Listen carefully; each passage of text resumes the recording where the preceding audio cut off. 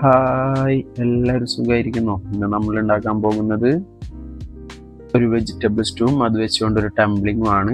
Okay, നമുക്ക് ആദ്യം തന്നെ വെജിറ്റബിൾ സ്റ്റൂ ഉണ്ടാക്കാം. അതിനായിട്ടൊരു പോട്ട് എടുത്തിട്ടുണ്ട്. അതിലേക്ക് ഞാനൊരു ടേബിൾ സ്പൂൺ വെളിച്ചെണ്ണ ഒഴിച്ച് കൊടുത്തിട്ട് ഒരു 3 ഏലക്ക, ഒരു കഷ്ണം പട്ട, 2-3 ഗ്രാമ്പു ഇതെല്ലാം ഇട്ട് നല്ലോണം ഒന്ന് ആ ഗ്രാമ്പൂനെ ഇതിനൊന്ന് ചൂടാക്കി എടുക്കുന്നുണ്ട്. അതിനുശേഷം ഞാൻ 2 ചെറിയ സബോള ചോപ്പ് ചെയ്ത് അതും അതിലേക്ക് ഇട്ട് കൊടുത്തുകൊണ്ട് നല്ലപോലെ ഒന്ന് വഴറ്റി എടുക്കുന്നുണ്ട്. ഞാനിവിടെ ഉണ്ടാക്കുന്നത് യെല്ലോ കളറിലുള്ള ഒരു സ്റ്റൂ ആണ്. ഓക്കെ, സബോള നല്ലപോലെ വഴറ്റി വന്നാൽ ഒരു കഷ്ണം ഇഞ്ചി ചെറുതായി അരിഞ്ഞത്, 3 പച്ചമുളക് നടുചീകിയത്, 2 കറിവേപ്പില ഇതിട്ട് നല്ലപോലെ ഇളക്കി അതിൻ്റെ ആ പച്ചമണെല്ലാം പോയി വരുന്ന സമയത്ത് നമ്മൾ കട്ട് ചെയ്ത് വെച്ചിരിക്കുന്ന വെജിറ്റബിൾസ് ഇട്ട് കൊടുക്കാം. ഞാനിവിടെ എടുത്തിരിക്കുന്നത് കോളിഫ്ലവർ ഒരു ചെറിയ കഷ്ണം, ക്യാരറ്റ്, ബീൻസ്, ഗ്രീൻ ബീൻസ് ഇതാണ് ഞാൻ എടുത്തിട്ടുള്ളത്. പച്ചക്കറി ഇട്ട് നല്ലപോലെ ഒന്ന് വഴറ്റി കൊടുക്കാം. നല്ലപോലെ വഴറ്റി ഒന്ന് വരുന്ന സമയത്തൊന്ന് സെറ്റാക്കാന്ന് പറയില്ല, നമ്മൾ അങ്ങനെ സെറ്റാക്കി കൊടുക്കാം. അതിന് ശേഷം ഞാൻ 1/2 ടീസ്പൂൺ ഉപ്പിട്ട് കൊടുക്കുന്നുണ്ട്. ഉപ്പിട്ട് കൊടുത്തുകൊണ്ട് നല്ലപോലെ ഒന്നുകൂടി മിക്സ് ആക്കി കൊടുക്കുന്നുണ്ട് നല്ലപോലെ.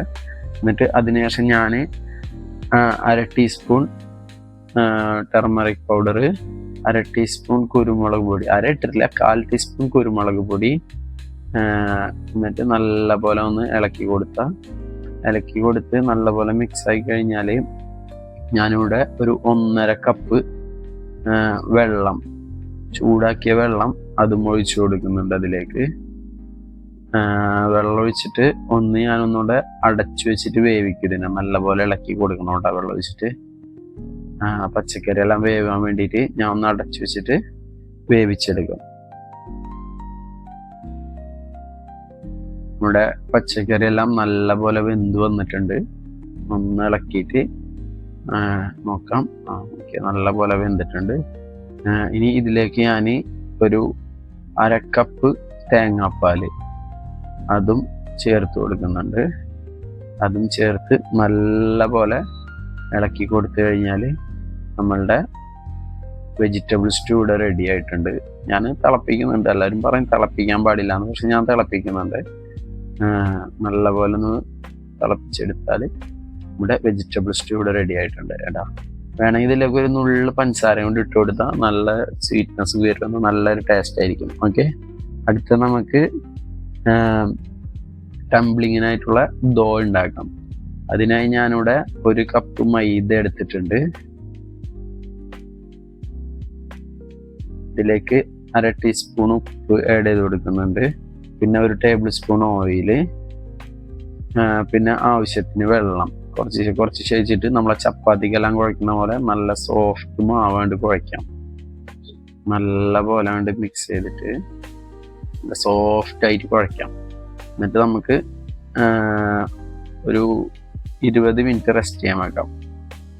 20 മിനിറ്റിന് ശേഷം നമ്മൾ ചപ്പാത്തിക്കെല്ലാം പിടിക്കുന്ന പോലെ ചെറിയ ചെറിയ ബോളുകളായിട്ട് ഞാൻ അതിനെ പിടിക്കുന്നുണ്ട്. ഉരുട്ടിയിട്ട് അവിടെ വെക്കുന്നുണ്ട്. ഓക്കെ,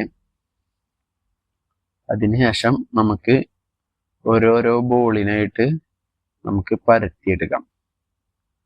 നമ്മൾ ചപ്പാത്തി പരത്തുന്ന പോലെ നല്ല വലുതാക്കിയിട്ട് തന്നെ പരത്തിക്കോ, നല്ല തിന്നാക്കി പരത്തിയെടുത്തോ. ടംബ്ലിങ് അല്ല ചെയ്യുന്നത്. ഇതിൻ്റെ ഇടയിൽ എൻ്റെ 2 ക്ലിപ്പ് മിസ്സായി പോയിട്ടുണ്ട്.